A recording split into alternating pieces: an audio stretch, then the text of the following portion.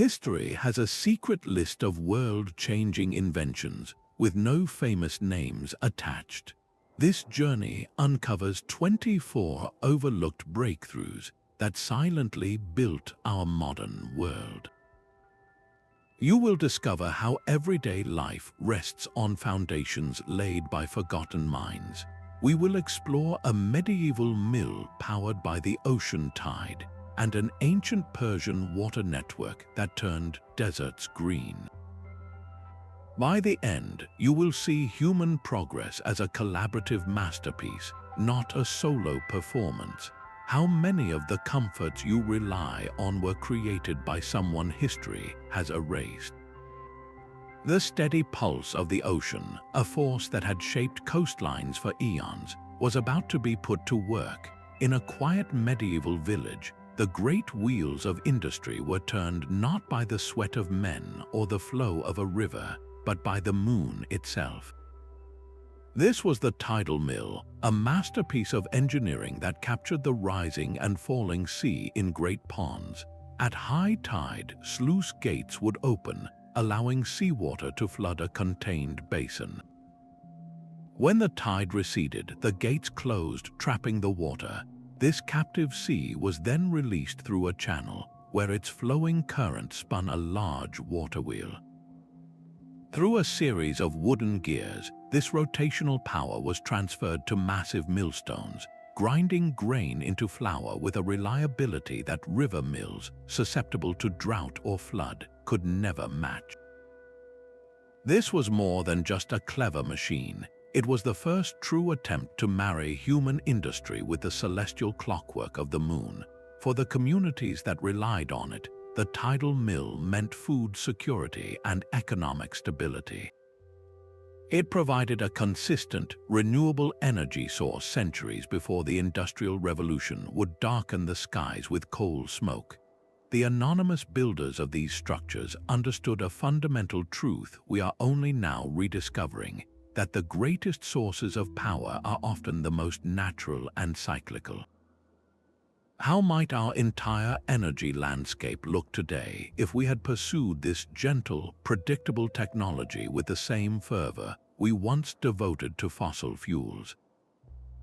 The tidal mill stands as a quiet monument to a path not taken, its creators lost to time, their brilliant adaptation of a natural rhythm forever changing local life without ever earning them a place in the history books. This early success in harnessing a natural cycle to sustain a community paves the way for another overlooked marvel, one that would tackle a different but equally vital challenge: the preservation of knowledge itself.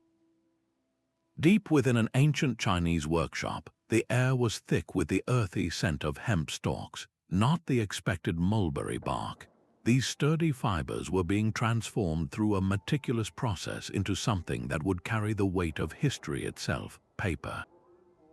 Developed during the early Han Dynasty around the 2nd century before the Common Era, hemp paper was the durable, resilient predecessor to the wood pulp paper we know today.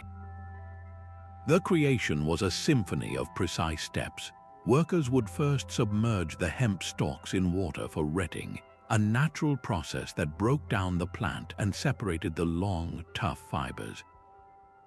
These fibers were then pounded into a pulpy mass before being suspended in a vat of water. Using a fine mesh sieve, a craftsman would lift a thin layer of this slurry, letting the water drain away to leave behind a delicate, interwoven mat. Once pressed and dried, this mat became a remarkably strong sheet of paper, capable of lasting for centuries where other materials would crumble to dust. This longevity made hemp paper the medium of choice for the most important texts of the age. It was on this humble, plant-based paper that Buddhist sutras traveled the Silk Road, spreading spiritual ideas across Asia. It was this same durable material that formed the world's first banknotes, fueling complex economies and demonstrating the profound trust societies placed in this unheralded invention. Think of the countless poems, legal decrees, and personal letters that were inscribed on this resilient surface, connecting people and ideas across vast distances. The artisans who perfected this craft are nameless, their brilliant work overshadowed by later papermaking techniques, yet they democratized information long before the printing press was ever conceived. And just as this material changed how we record our thoughts, another forgotten innovation would transform how we mark the passage of time itself. While Chinese paper preserved the written word, a mathematical revolution was brewing in the intellectual hubs of Baghdad and Damascus. Here, amidst the great libraries of the Islamic Golden Age, scholars were transforming numbers themselves. They adopted and refined a system born in India, one that would become the silent engine of all modern science, the Hindu-Arabic numeral system, complete with its most profound element, 0. Before this, Europe struggled with Roman numerals. Try multiplying MMCMXC III by LXIV. The system was a labyrinth of letters, useless for efficient calculation and forcing merchants and scholars to rely on clumsy devices like the abacus. The new system, with its 10 digits including a simple circle for nothing, changed everything. Its power was positional notation. In the number 2050, the 2 means 2000s, the 5 means 5 tens, and the 0 holds the hundreds place, signifying their absence. This seems obvious now, but it was a conceptual earthquake. 0 was not just an empty space, it was a number in its own right, a symbol for nothing that paradoxically made everything possible. A mathematician would later reflect that 0 gave mathematics a soul. It allowed for the representation of nothingness, which in turn enabled everything in calculus and modern computing. This is not an exaggeration. Without a symbol for 0, the elegant logic of algebra, pioneered by thinkers like Al-Khwarizmi, could not have developed. Complex equations, advanced astronomy, and the very foundations of physics would have remained locked away. Yet this revolutionary tool faced fierce resistance in Europe, where it was dismissed as pagan symbols or a dangerous, confusing novelty. For centuries, the system was actively suppressed, its use even banned in some Italian cities for fear of fraud, as it was easier to alter a 0 into a 6 than to change a carved Roman numeral. Its eventual triumph was not the work of a single famous genius, but of countless anonymous merchants, scribes, and teachers who slowly, patiently, spread its use across the continent. Their identities are erased by the very universality of their creation. Every time you glance at a clock, check a price, or use a computer, you are using a tool forged by these forgotten minds. How different would our world be if we still calculated with abacuses and Roman numerals? The scientific revolution would have been stillborn, and our modern technological age unimaginable. This mathematical leap, allowing humanity to calculate the heavens, would soon be applied to a much more earthly challenge, finding one's way across the vast, trackless ocean. On the deck of a wooden dhow sailing the Indian Ocean, a navigator held his future in his hands. It was not a complex brass astrolabe or a detailed map, but a simple wooden board and a string. This was the Camel, a device so elegant it could measure a ship's latitude using only the stars. The design was pure genius in its simplicity. A small rectangular board had a string passed through its center. This string was tied with a series of knots, each one representing the known latitude of a major trading port. To find his way, the sailor would hold the camel at arm's length, positioning it so the top edge lined up with the pole star, the one fixed point in the northern sky, and the bottom edge touched the horizon. He would then slide the knot for his destination along the string until it met his nose or lips. By keeping the star and horizon aligned on the board, he knew he was sailing along the correct parallel, following an invisible highway in the sea straight to his goal. Each knot was a memory of a place, a calibrated key to a different city's sky. The monsoon winds provided the engine for these voyages, but the camel provided the steering. This unassuming piece of wood was the medieval equivalent of a global positioning system, guiding ships laden with cinnamon, pepper, and silk across thousands of miles of open water. It enabled a trade network that connected the spices of Southeast Asia with the markets of East Africa and Arabia, weaving together cultures and economies for centuries before European caravels ever rounded the Cape of Good Hope. The courage of those sailors is almost unimaginable, trusting their lives and livelihoods to a wooden card and the steady light of a single star. The innovators who first devised this system are anonymous, their identities lost to the very winds they mastered, yet their legacy is written in the trade routes that shaped the ancient world. How many other brilliant solutions have been lost because they were built from wood and string, not celebrated in brass and stone? This mastery of navigation across the open ocean was matched by an equally brilliant innovation for mastering the land itself, found deep beneath the feet of ancient cities. Beneath the sun-scorched plains of ancient Persia, a hidden river flowed in complete darkness. This was not a river of nature's making, but one of human genius, a labyrinth of underground channels called the Qanat system. While deserts above lay parched and lifeless, these tunnels silently carried cool, fresh water from mountain aquifers directly to the heart of cities and farms. For over 3,000 years, this was the secret that turned voids into vibrant oases. The construction of a Qanat was a monumental feat of communal effort and precise engineering. It began with the mother well, dug deep into the base of a mountain to tap into the water table. From there, crews of workers would dig a gently sloping tunnel, just large enough for a person to crawl through, back towards the settlement. At regular intervals, vertical shafts were dug down to the tunnel to provide air, remove excavated earth, and allow for future maintenance. The slope was the most critical part of the entire design. It had to be just steep enough for the water to flow by gravity alone, yet shallow enough to prevent erosion.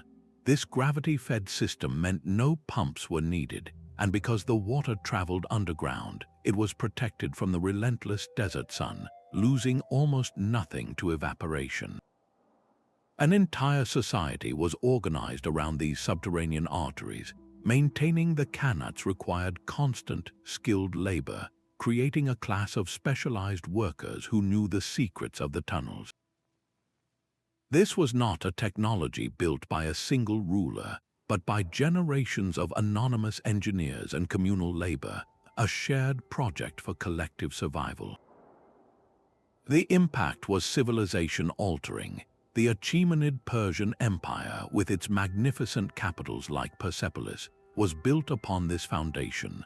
The Qanats enabled agriculture on an imperial scale, supporting large urban populations in the middle of deserts. The technology was so effective it traveled across the world, from China to North Africa, where it was known as fagaras, and even inspired similar systems in Spain called Viaje de Agua. We rightfully remember the names of kings and conquerors, but what of these master builders? Their names are buried in the very tunnels they dug, their legacy the millions of lives sustained across millennia by the water they coaxed from the stone. What does it truly mean to build a civilization if not this? While the Qanat mastered the flow of water to sustain physical life, another forgotten breakthrough would soon master the flow of information to sustain collective memory. High in the Andes, the fate of an empire hung by a thread, or rather by a complex cascade of them. In the administrative heart of the Inca realm, there were no scribes frantically writing on parchment. Instead, the Quipu, the keepers of the knots, would sit with an array of colorful cords, their fingers flying as they tied intricate knots into hanging strands. A Quipu was a masterwork of information technology, a tactile ledger crafted from cotton or the wool of alpacas and llamas. Its language was not written but woven. The position of a knot on a string, its specific type, and even the color of the cord itself held precise meaning. A red string might represent the army, a yellow one gold, a green one the harvest. A figure 8 knot signified one, while a long knot could represent tens, hundreds, or thousands. This was a base 10 numerical system made physical, a three-dimensional binary code that could log census data, track tributes from across the empire, and record the intricate movements of the state's massive llama herds. An anthropologist specializing in Andean cultures describes the Quipu as a tactile database that managed the largest empire in the pre-Columbian Americas. It was the administrative backbone of a civilization that built thousands of miles of roads and terraced mountainsides without the wheel or a written script. The Quipu were not mere clerks, they were the living servers of this system, trained from youth to read, create, and interpret these knotted archives. They could likely recount historical narratives and poems from the patterns, turning numbers into stories. This entire system of knowledge was systematically targeted and destroyed during the Spanish conquest. The conquistadors, viewing the Quipus as idolatrous or simply incomprehensible, burned them by the thousands. The Quipu were killed or dispersed, their knowledge dying with them. The loss represents one of history's great intellectual catastrophes, a library of cords set ablaze, erasing the detailed inner workings of a mighty empire. How many other complex systems, entire ways of seeing and recording the world, have we lost to the violence of history? The Quipu stands as a haunting reminder that the most sophisticated technologies are not always the ones that survive, but the ones that are understood. From this system of knotted memory, we journey to an innovation that would change the very fabric of society, thread by thread. A farmer in a muddy field stares at his plow, sunk deep into the cold, unyielding earth. For centuries, the only beast strong enough to pull it was the patient, plodding ox. But a revolution was about to walk into the field, not with a roar, but with a simple, padded harness. The modern horse collar, emerging in Europe around the 9th or 10th century, was a masterpiece of ergonomic design. It was a well-padded ring that settled comfortably on the horse's powerful shoulders and chest, completely avoiding its windpipe. This was the critical difference. The old throat and girth harness would press directly against the animal's neck, choking it and drastically reducing its pulling power. The new collar, however, transferred the load to the strongest parts of the horse's body, allowing it to breathe freely and put its full, immense strength into the task. A historian of technology remarks that this simple shift in design unleashed an agricultural revolution, doubling or tripling the amount of land a farmer could plow in a single day. The physics were straightforward: harness the engine without restricting its air supply. Suddenly, the faster, more energetic horse could replace the ox as the primary source of traction. A team of horses could now work longer hours and pull heavier plows through tougher, clay-rich soils that were previously impossible to cultivate. This single innovation led to a cascade of change. Food production soared across the continent. With more reliable harvests, populations began to grow steadily. Farmers could now venture into previously marginal lands, expanding the very frontier of agriculture and settlement. This new abundance fueled the feudal economy, supporting the growth of villages that would eventually swell into towns and cities. The nameless artisans who first stitched together leather and stuffed it with padding set all of this in motion. They left no signatures, yet their work reshaped the demographic and economic landscape of an entire continent. How many world-altering shifts began not with a grand declaration, but with a quiet adjustment to a simple strap? This leap in agricultural power, born from leather and ingenuity, finds a curious parallel in another domain of human refinement, the art of fermentation itself. A rider on the open steppe was no longer just a passenger, but an extension of the horse itself. This transformation came from a simple loop of leather and later forged metal hanging from the saddle, the stirrup. For the nomadic peoples of Central Asia, this was not a luxury but a necessity, a key to survival and dominance on the vast grasslands. The earliest versions were likely just toe loops, but the crucial innovation was the rigid metal stirrup that emerged around the 4th century. It provided something a rider had never truly possessed before: lateral stability. With his feet firmly anchored, a warrior could rise in the saddle to swing a sword with the full force of his body, or brace himself to couch a lance under his arm, transferring the entire momentum of a charging horse into the tip of his weapon. A military historian observes that the stirrup did not just help you stay on the horse, it turned the horse and rider into a single, powerful weapon of war, catalyzing the age of the knight.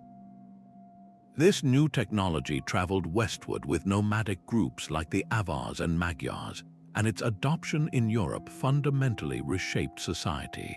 To field an effective cavalryman required immense resources, a war horse, expensive armor, and years of training free from labor. This economic reality forged the bedrock of feudalism, a system where lords granted land to knights in exchange for military service.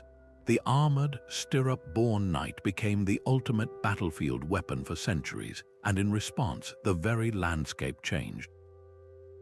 Castles grew taller and stronger, their stone walls designed specifically to withstand the shock of a cavalry charge. The entire social and military order of the Middle Ages, with its codes of chivalry and its fortified kingdoms, was built upon the foundation of that simple metal loop. The anonymous smiths who first hammered them out on the steppe could never have imagined the castles and kingdoms their invention would eventually create. How different would the history of Europe be without the figure of the knight, an icon made possible by a forgotten tool? This instrument of war, which shaped societies through sheer force, would soon be joined by a humble vessel that shaped them through a gentler, more illuminating power. Inside that same medieval home, the air no longer stank of rancid smoke, and the light did not gutter and die after a short, frustrating hour. This was the quiet victory of the mold candle. Before this, most light came from dipped tallow candles, made by repeatedly plunging a wick into a vat of animal fat. The process was slow, the resulting candles were irregular and soft, and they produced a foul, smoky flame that coated ceilings in soot. The mold changed everything. It was a simple tube, often made of tin, wood, or pottery, with a hole at the bottom for a wick. A craftsman would pour melted tallow or beeswax into the mold, let it cool and harden, and then release a perfectly cylindrical, perfectly predictable candle. This was the beginning of mass production for an everyday essential. For the first time, light became a reliable, standardized commodity. An expert on domestic history notes that the mold candle brought artificial light to the masses, extending the productive day for artisans and enabling evening social and intellectual life. The difference in materials defined social status. The wealthy enjoyed candles of sweet-smelling beeswax, which burned clean and bright. The common folk used tallow made from animal fat, which was cheaper but could still be formed into a sturdy, long-lasting pillar thanks to the mold. This sturdiness meant less dripping wax and a more stable flame, which in turn meant fewer accidental fires and significantly better air quality inside the home. Think of the profound shift this caused. An artisan, a tailor, or a woodcarver could now work for hours after the sun went down, increasing his output and improving his craft. Families could gather in the evening not in darkness, but in a pool of warm light to talk, tell stories, or even read. This simple, anonymous invention directly fueled a rise in literacy. For the first time, reading and writing were not strictly daytime activities. Books could be studied, letters written, and music composed long after dusk. Early industries could organize shifts around the clock, no longer bound by the rhythm of the sun. Every idea shared in a tavern debate, every page of a novel written late into the night, owed a debt to the forgotten artisan who first thought to pour wax into a tube. This mastery over the night, extending our days with clean and reliable light, demanded a new precision in measuring the very hours it gave us. The steady drip of water marked a new kind of hour, one measured not by the sun's arc but by the patient turning of a gear. Within the stone walls of a medieval monastery, the water-driven escapement transformed a simple water clock into the first true mechanical timekeeper. At its heart was the verge and foliate escapement, a brilliant piece of analog logic. A steady trickle of water filled a small bucket on one side of a vertical wheel. When the bucket grew heavy enough, it tripped a release, allowing a weighted rope to turn the wheel one precise notch. A horizontal bar called the foliate, with adjustable weights, would swing back and forth, and a pallet on the verge staff would catch the teeth of the wheel, creating the characteristic tick-tock rhythm that regulated the entire mechanism. This was the heartbeat of the first automated machines. A horologist reflects that this device divorced timekeeping from the sun and stars and gave it to the machine, initiating a fundamental shift in human consciousness. For the monastic community, this was a spiritual revolution. The canonical hours for prayer, from matins to vespers, could now be observed with unwavering consistency, day or night, rain or shine. The clock's bell became the voice of order, calling the faithful to devotion with a mechanical certainty that human watchers of the stars could never provide. As these clocks moved from monastery towers to town squares, their influence expanded. They began to regulate the entire rhythm of urban life, signaling the start and end of the workday for guilds and merchants, creating a new social contract built on collective punctuality. This newfound precision was not just for prayers and commerce, it was a gift to science.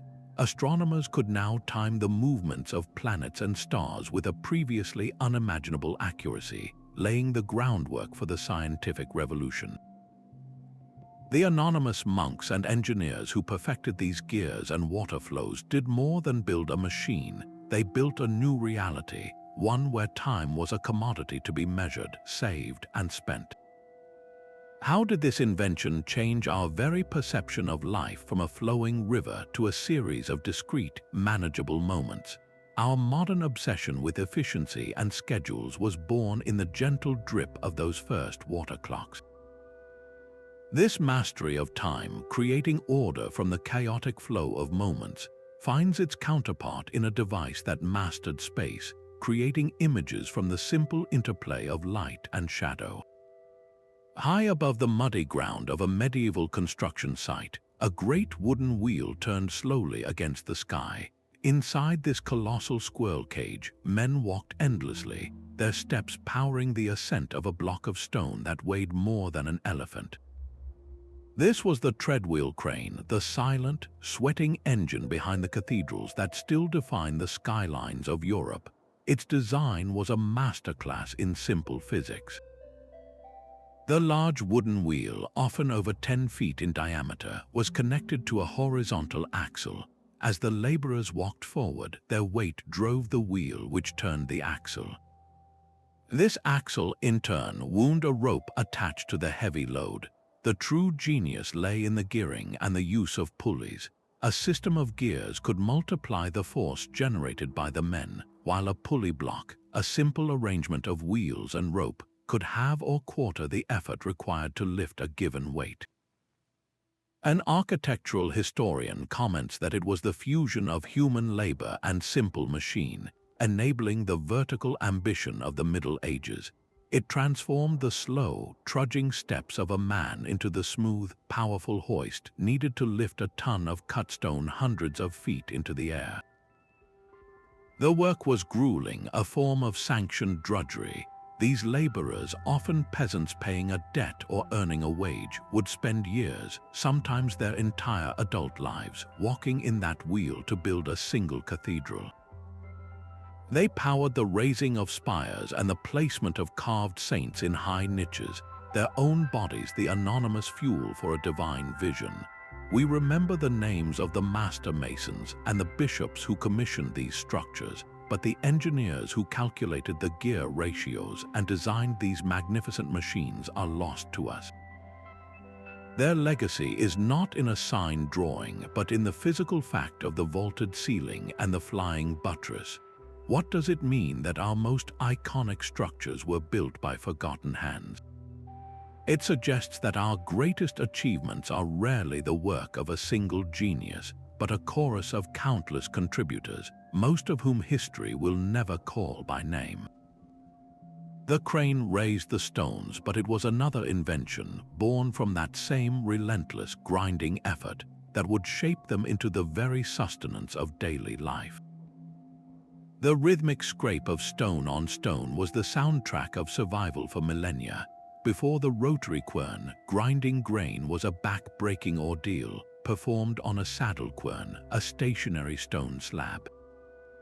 A person, almost always a woman, would spend hours each day kneeling, pushing a handstone back and forth to crush a handful of grain into coarse, gritty meal. Then, a simple yet profound innovation entered the home. The rotary quern was a pair of circular stones, typically made of hard basalt. The bottom stone was fixed, while the top stone, with a hole in its center, was rotated by a wooden handle. Grain was poured through the central hole, and as the upper stone turned, its grooved surface ground the kernels against the lower stone, pushing a fine, consistent flour out from the edges. An archaeologist specializing in ancient tools states that the rotary quern is a quiet revolution in the kitchen. It freed up countless hours of labor, primarily women's labor, and improved nutrition through finer flour. This was not just a minor improvement, it was a quantum leap in efficiency. What once took 3 hours now took 1. This was time suddenly returned, time that could be spent on other crafts, on child rearing, or simply on rest. The nutritional impact was just as significant. Finer flour was more easily digested, and its nutrients were more readily absorbed by the body, contributing to healthier, stronger communities. The quern's versatility extended far beyond the kitchen. The same simple mechanism that ground wheat could also crush mineral ores for early metallurgy or pulverize pigments for vibrant paints and dyes. From the Iron Age onward, this humble device became a cornerstone of domestic life and local industry. The countless unnamed makers of these querns, the stoneworkers who shaped them with painstaking precision, empowered households and local economies for centuries, their contribution baked into the daily bread of history. How many forgotten technologies are hidden in the simple act of making a meal? This quiet revolution in the home, grinding sustenance from grain, would soon be mirrored by a roaring revolution on the seas, one that harnessed the wind to grind down the distances between entire continents. A triangular sail caught the wind at an impossible angle, driving a ship not with it but across it. This was the Lateen sail, a canvas knife slicing through the old limits of maritime travel. While the broad, square sails of northern Europe could only run efficiently before a following wind, the Lateen rig, with its long, angled spar, transformed a vessel into a creature of nuance and defiance.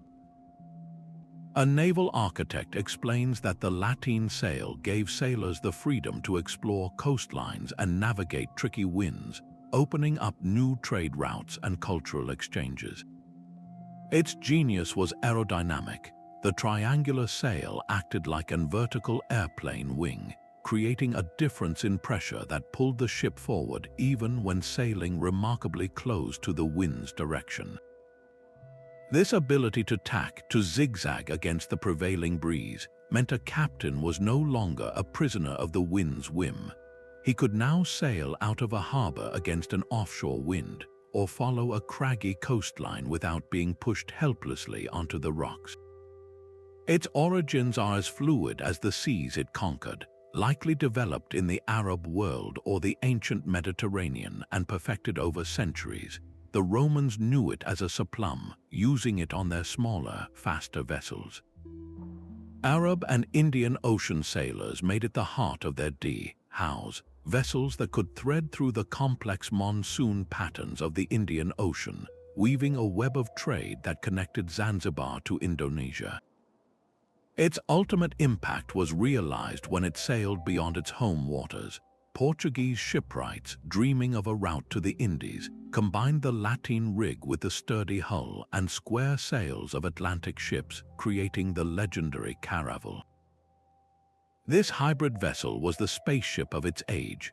The square sails provided raw power for the open ocean, while the Lateen sails on the mizzenmast gave it the maneuverability needed for exploration, allowing it to claw its way back home along unfamiliar coasts against contrary winds. The caravel that rounded the Cape of Good Hope and crossed the Atlantic was a child of this forgotten sail. Yet the names of the sailors who first trusted this strange triangular cloth, or the shipwrights who first lashed the long yard to the mast, are lost to the very winds they mastered. Every map drawn from the Age of Discovery owes its lines to their anonymous courage. This mastery over the sea, conquering distance with wind and wood, demanded a system to conquer the silence that followed, to secure the messages these voyages carried. The wax tablet was the original delete key, a surface for thought that never had to be permanent. In a Roman schoolroom, a student would press his stylus into the dark beeswax, practicing his letters. A mistake was not a catastrophe, just a quick pass of the warm hand to smooth the surface and begin again. These tablets were marvels of practical design, wooden frames filled with a mixture of beeswax and soot or resin for color and durability. They were often hinged together into diptychs or triptychs, creating multi-page notebooks where the inner surfaces were protected from accidental smudging. A classicist explains that the wax tablet was the engine of bureaucracy and learning. It made writing a dynamic, iterative process long before the whiteboard. Its uses were endless. Merchants tracked accounts and drafted contracts, lawyers composed legal arguments, and poets sketched out their first drafts. The very structure of these hinged tablets may have inspired the greatest leap in information technology since writing itself, the codex. Instead of a continuous scroll, the codex was a collection of bound pages, and it is easy to see how the simple, hinged wooden tablet evolved into the wooden covers protecting parchment or vellum leaves. This was the birth of the modern book, a format that would eventually outlast empires. The craftsmen who carved these frames and mixed these waxes are utterly anonymous. Their contribution literally melted away by time and use. Every calculation, every love note, every brilliant idea jotted down was temporary, its value in the moment, not in its preservation. It prompts a haunting question for our own age. How much of our own digital data, our emails and text messages and cloud documents, is as ephemeral as those waxen notes? We build vast servers to store our thoughts, yet how many will survive the heat of technological change? The wax tablet embraced transience, but the next breakthrough would pursue the opposite goal, creating a substance so enduring it could seal an empire's fate for millennia. The air in an ancient workshop carried the scent of wood smoke and a strange, acrid tang. This was the smell of transformation, where the waste of the hearth was becoming a tool for life. When rainwater washed through the ashes of a cooking fire, it created a caustic leachate, and an unknown observer noticed that this liquid, when mixed with rendered animal fat and boiled, congealed into a strange, semi-solid mass. This was the birth of soap, one of humanity's first and most vital chemical experiments. A historian of chemistry remarks that soap was one of the first practical applications of chemistry, turning waste products into a tool for hygiene and disease prevention. The process was a perfect alchemy of necessity. The alkaline salts from the wood ash, known as lye, reacted with the fatty acids in the tallow in a process called saponification, breaking the fats down and creating molecules that could surround and lift away grime and oils with water.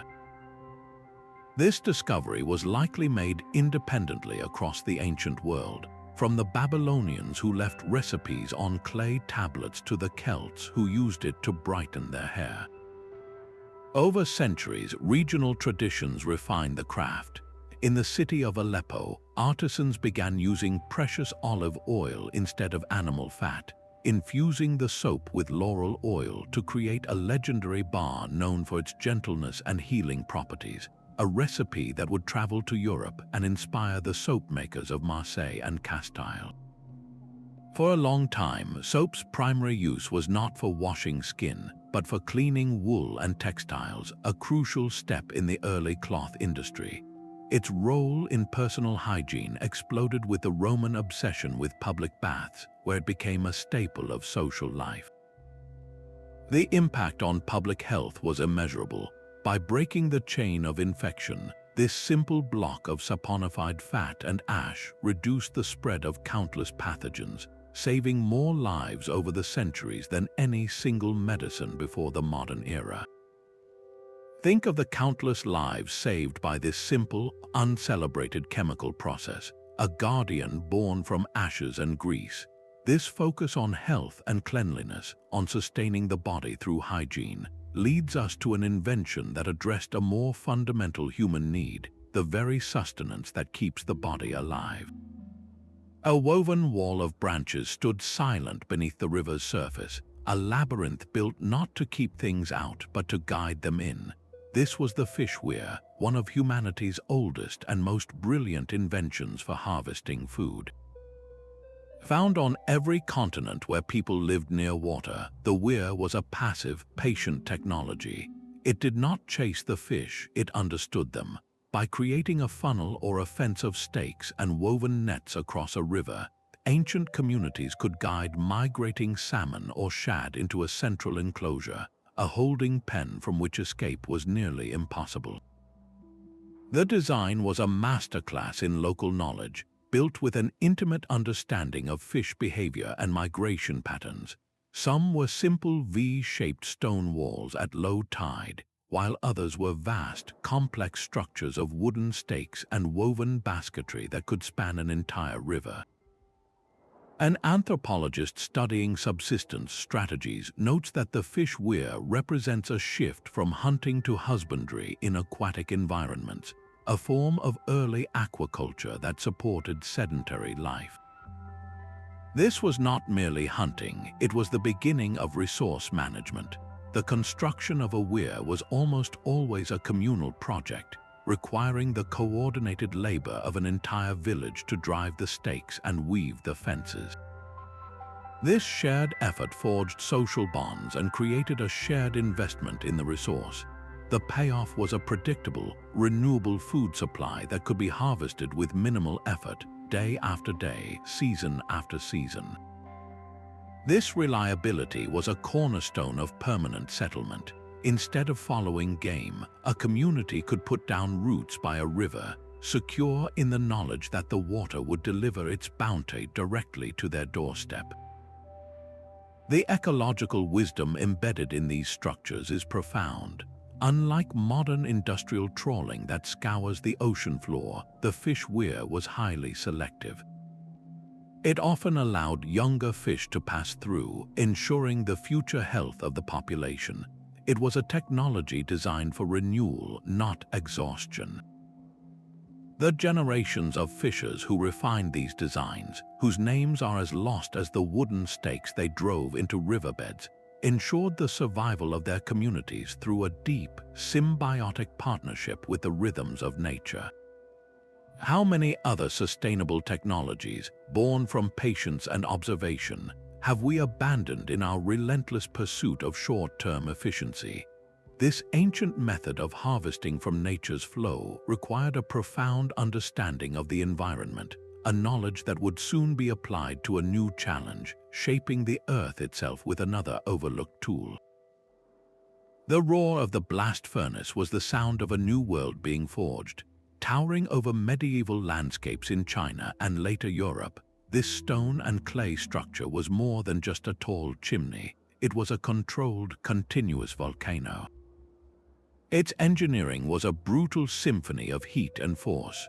Workers would layer iron ore and charcoal into the top in a relentless cycle, while massive bellows, often driven by water wheels, pumped a constant blast of air into the base. This forced air or blast superheated the charcoal, creating temperatures high enough to melt the iron ore completely for the first time in history. The molten iron, now liquid and heavy, would trickle down to collect at the furnace's heart, where it could be tapped off like water from a spigot. This was the miracle of continuous production. An industrial archaeologist confirms that the blast furnace turned iron from a precious metal into a commonplace material that built the modern world. Before this, iron was produced in small, laborious batches in bloomeries, resulting in a spongy mass that needed constant hammering.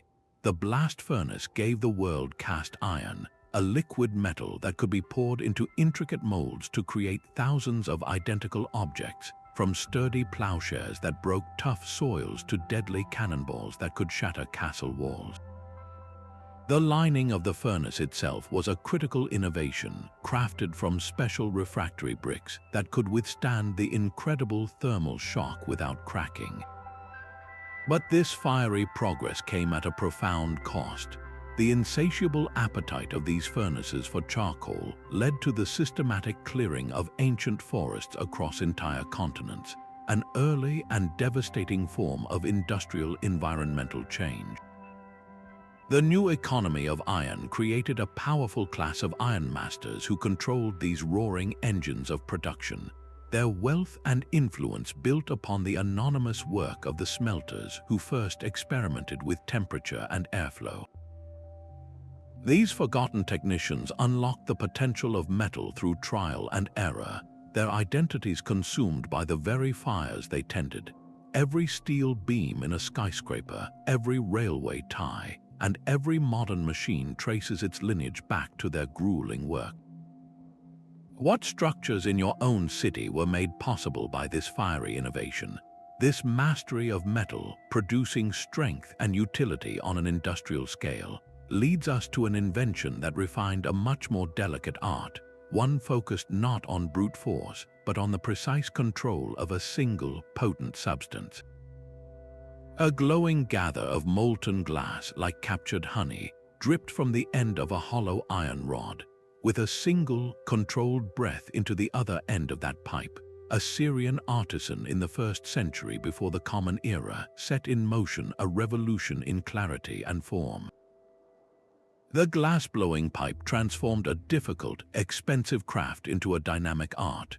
Before this, glass vessels were painstakingly created by casting molten glass into molds or by laboriously winding and shaping ribbons of hot glass around a core.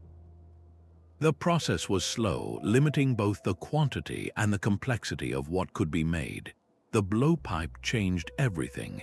A glassmaker would first gather a gob of molten glass from the furnace onto the tip of the preheated pipe. Then, by blowing gently into the mouthpiece, he would inflate this gather into a glowing, malleable bubble.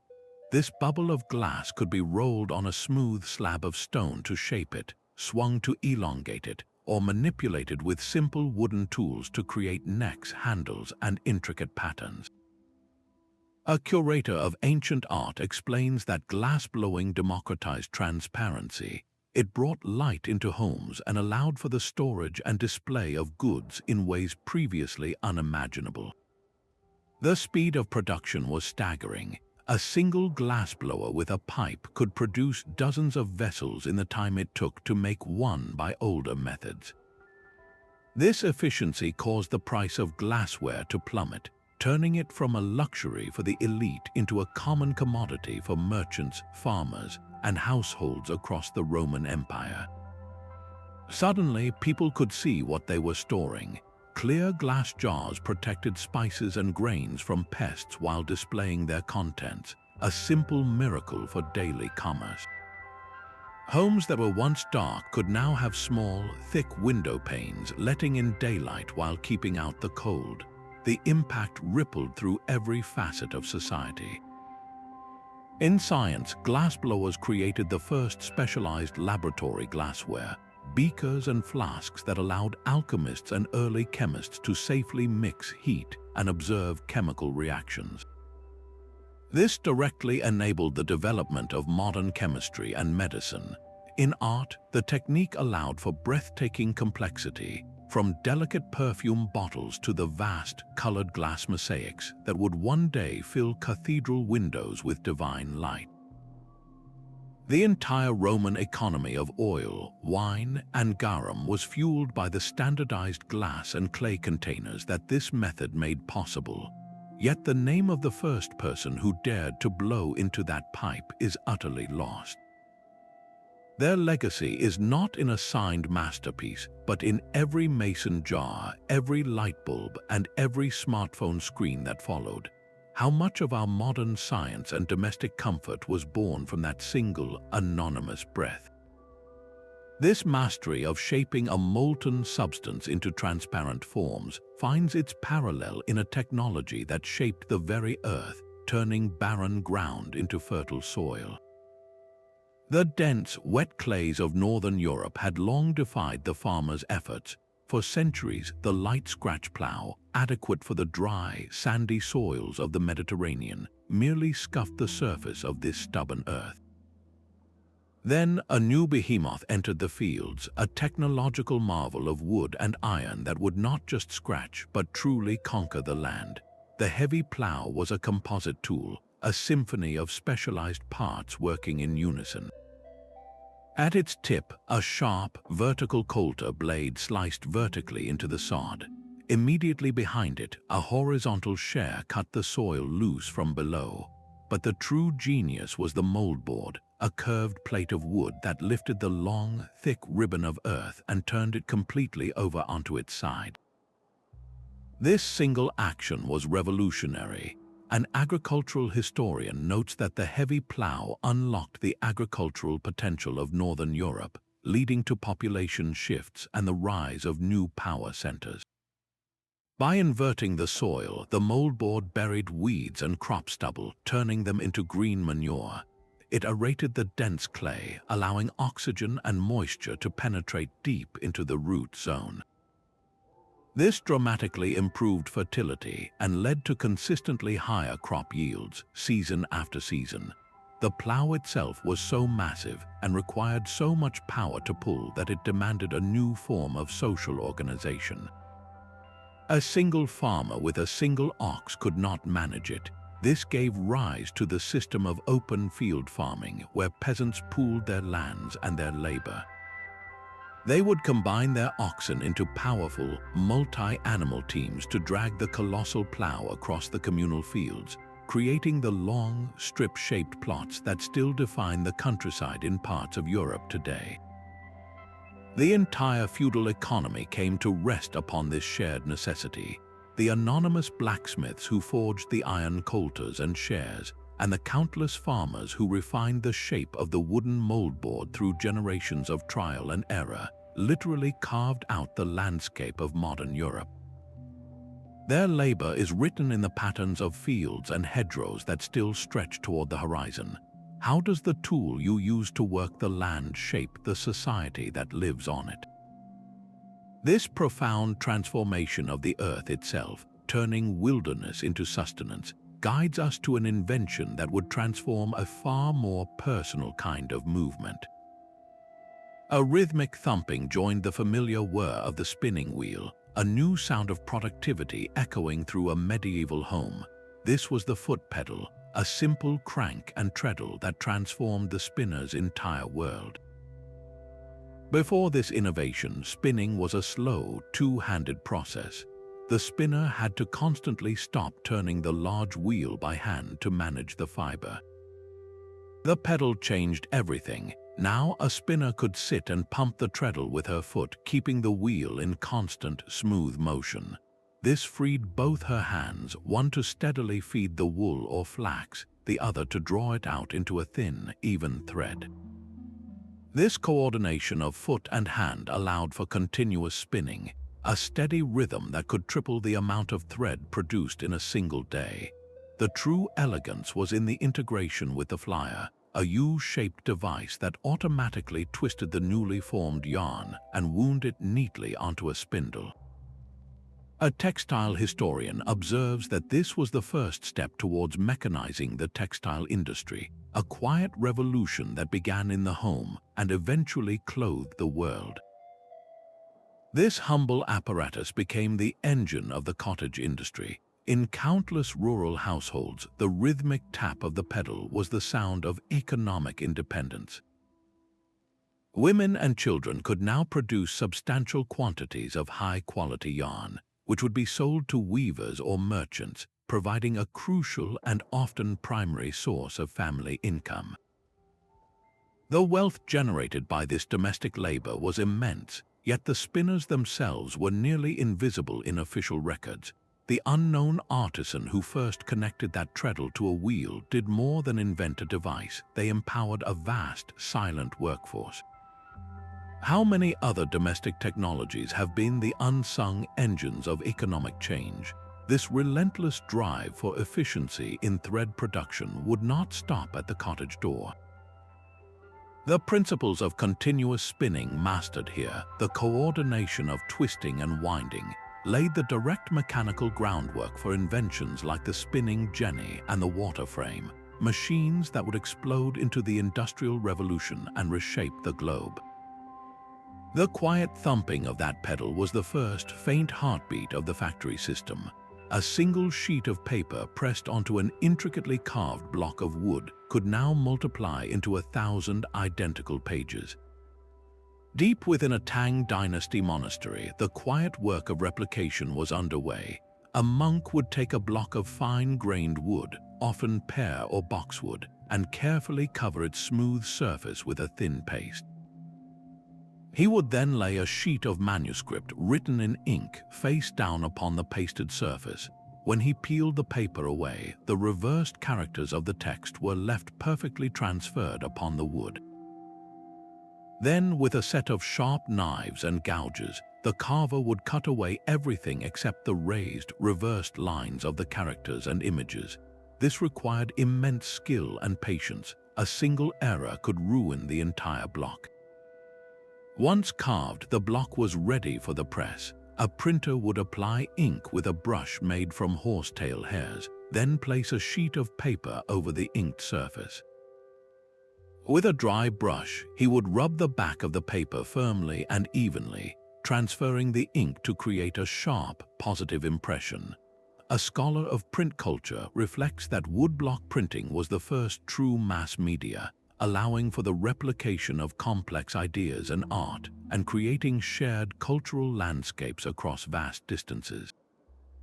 The works produced were as diverse as the society itself. The technique was used to print entire Buddhist canons like the Diamond Sutra, making sacred texts accessible to temples and individuals far from the great libraries. But it also fueled a burgeoning popular culture, producing everything from government edicts and Confucian classics to colorful playing cards, artistic prints, and even the world's first paper money. This ability to replicate information perfectly and cheaply accelerated the spread of literacy and standardized knowledge across East Asia. Yet the countless anonymous carvers and printers who manned the presses are known only through the faint impressions they left behind, their identities erased by the very art of duplication they perfected. What does it mean that the first great leap in information technology was built upon the anonymous, painstaking labor of forgotten hands? This method of replication, which captured and spread ideas with new fidelity, gives way to an invention that captured the physical world with a new and startling precision. A 17th-century instrument maker squints at a finely divided ruler, his eye straining to judge a fraction of a line. His solution was not to carve the lines closer together, but to add a second, smaller scale that slid alongside the first. This was the vernier scale, a device of elegant mathematical deception that could measure distances smaller than the smallest mark on the main rule. Its principle relied on a deliberate mismatch. The sliding secondary scale had 10 divisions that spanned 9 divisions on the main scale. This meant each line on the vernier was 1/10 shorter than its counterpart. When you closed the jaws of a caliper around an object, you would first read the main scale to the last full mark. Then, you would find the single line on the vernier scale that aligned perfectly with any line on the main scale. That vernier line's number, say the 7th, meant you added 7/10 of the smallest main division to your measurement. A metrologist confirms that the vernier scale brought a new level of precision to science and engineering. It was the key that unlocked micro-measurement. This seemingly simple trick of misaligned scales transformed entire fields. In the hands of an astronomer, a theodolite fitted with a vernier could measure the angle between stars with breathtaking accuracy, refining our maps of the heavens. For a ship's navigator, it meant sextant readings precise enough to calculate a longitude, shrinking the dangers of the open ocean. In the emerging factories of the industrial age, vernier calipers allowed machinists to create interchangeable parts, the foundational concept behind mass production. Every piston, every gear, every screw could now be made to a standard so exact that anyone could fit into any assembly. While the invention bears the name of Pierre Vernier, he was formalizing a principle that anonymous craftsmen and instrument makers had struggled with for generations, their collective yearning for accuracy distilled into a single sliding ruler. Every modern device around you, from the smartphone in your hand to the car you drive, is built upon a foundation of microscopic tolerances made possible by this forgotten tool. How much of our technological world is simply the story of learning to measure things more and more precisely? This relentless pursuit of exactness in the workshop finds its necessary counterpart in the pursuit of ease and comfort within the home. A new kind of bed promised a night of rest that was both soft and firm, a revolution in comfort built from thousands of tiny metal rebellions. The coil spring mattress did not simply replace the lumpy straw pallet or the suffocating featherbed. It redefined the very physics of sleep. Inside its fabric casing, a constellation of tempered steel coils, each one either individually pocketed in cloth or connected in a single unit, worked in concert. When weight was applied, the springs compressed independently, contouring to the body's curves while providing resilient support from head to toe. This distributed pressure evenly, preventing the painful pressure points that had plagued sleepers for centuries. An expert on the history of furniture remarks that the coil spring mattress democratized a good night's sleep. It reduced back pain and improved the quality of life for millions, though we never think of its inventor. The journey from a patented idea to a bedroom staple was one of relentless refinement. The first patents for spring-based bedding appeared in the mid-19th century, but early designs often used a single, large spiral of wire that could sag and creak. The true breakthrough came with the pocketed spring system, where each coil was sewn into its own fabric pocket, allowing it to move independently. This meant that if one person tossed or turned, the entire mattress did not heave like a wave, granting couples their first real chance at undisturbed rest. The materials evolved alongside the mechanism, with layers of cotton batting, wool, and later latex and foam adding cushioning atop the supportive spring core.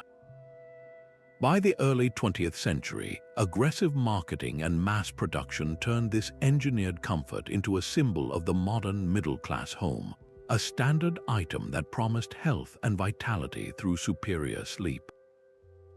The impact on public health was silent but profound. Consistent, supportive sleep meant less chronic pain, improved mental clarity, and stronger immune systems. It alleviated spinal stress for factory workers and office clerks alike, its benefits woven into the very fabric of a productive society. Every morning you wake up without an ache. You owe a quiet debt to the anonymous engineers who saw a problem in the way we rest and solved it with a simple, brilliant coil. How much of our daily well-being is built upon such forgotten foundations of comfort? This quiet mastery over the night, ensuring our bodies are restored in peace, brings us at last to the final overlooked invention, one that addressed a universal experience far more profound than mere discomfort. The final overlooked invention was born not from a desire for comfort, but from a chilling, universal dread. In the 18th and 19th centuries, a palpable fear gripped society, a terror of the ultimate medical mistake. This was taphophobia, the fear of being buried alive, and it spurred a wave of macabre ingenuity in the form of the safety coffin. These were not ordinary boxes for the dead, but intricate escape pods designed for a worst-case scenario. The designs varied from the simple to the spectacularly complex. Some featured a basic breathing tube made of lead or wood that extended from the coffin up to the soil's surface, capped with a fine mesh to keep out insects. Others incorporated flags or pyrotechnic signals that would be triggered if the occupant moved, but the most iconic design involved a bell. A cord would be tied to the hand of the person inside the coffin, threaded up through the soil and connected to a bell mounted on the headstone. A single, desperate tug would ring out across the silent cemetery, a stark plea for a second chance. A medical historian observes that these coffins are a testament to the fear of the ultimate misdiagnosis and the desire for a second chance, blending mechanics with mortality. The inventors, men like Franz Vester and Count Carnicki, are names buried in patent offices, their creations a curious footnote, yet their work had a profound and lasting impact far beyond the graveyard. The very existence of these safety devices exposed a terrifying flaw in medical practice. In an era before stethoscopes were commonplace and rigor mortis was fully understood, the line between a deep coma and actual death was dangerously thin. Public anxiety over these coffins, fed by sensational newspaper stories, directly pressured the medical establishment to establish more rigorous standards for pronouncing death. They prompted reforms in death certification and the development of more reliable methods for determining death, such as holding a mirror to the lips or checking for prolonged absence of a heartbeat. How does our technology reflect our deepest anxieties? The safety coffin is a stark monument to this question, a physical manifestation of the human spirit's refusal to surrender to a terrible error. It represents a final, desperate form of communication, a plea from the silence of the grave, and with this last invention, our list of 24 is complete. But the story is far from over. These 24 inventions form a constellation of human ingenuity, but the real story lies in the dark matter between the stars. A profound pattern emerges when we view them not as isolated flashes of brilliance, but as part of a continuous, collaborative current. For most of recorded time, innovation was a social process, not an individual one. An economic historian reminds us that the modern obsession with patents and singular fame is a recent phenomenon. The real engine of progress was the collective knowledge of communities and guilds, where improvements were shared, refined, and passed down through generations like a family recipe. The carpenter who slightly improved the moldboard on the heavy plow the spinner who devised a better treadle for her wheel, the sailor who tied a new knot on his camel. These were not lone geniuses. They were participants in a vast, uncredited conversation that spanned centuries. The Tidal mill and the Qanat system were not the brainchildren of a single engineer, but the accumulated wisdom of entire villages, each generation building upon the last. Their anonymity was not an accident of history, but a feature of how creation truly worked. Necessity was the relentless mother of these inventions, but trade routes were their veins and arteries. The Lateen sail carried not just spices and silk, but the very concept of the sail itself, its design evolving as it moved from the Arabian Sea to the Mediterranean.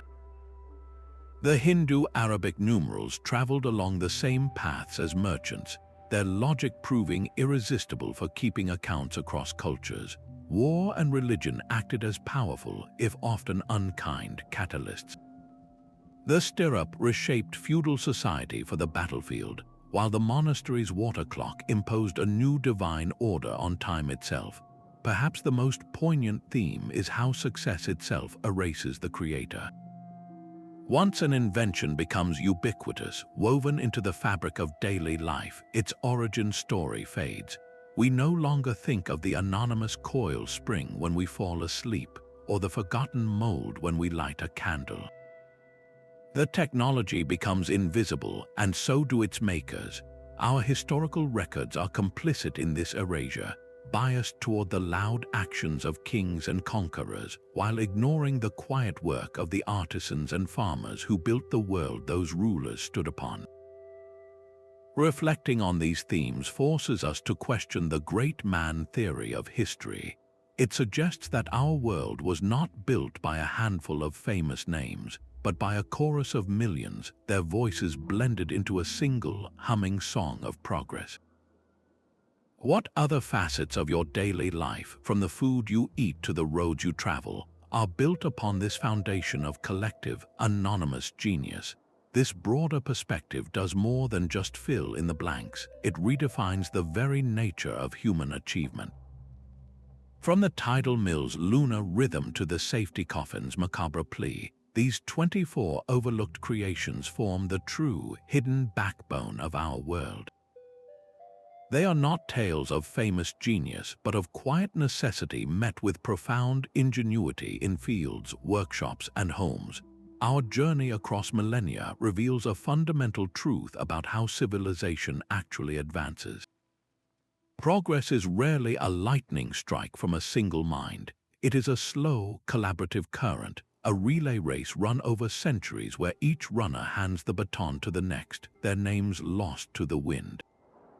The carpenter who refined the heavy plow's moldboard, the sailor who tied a new knot on his camel, the spinner who perfected her treadle, they were all participating in this vast, uncredited conversation.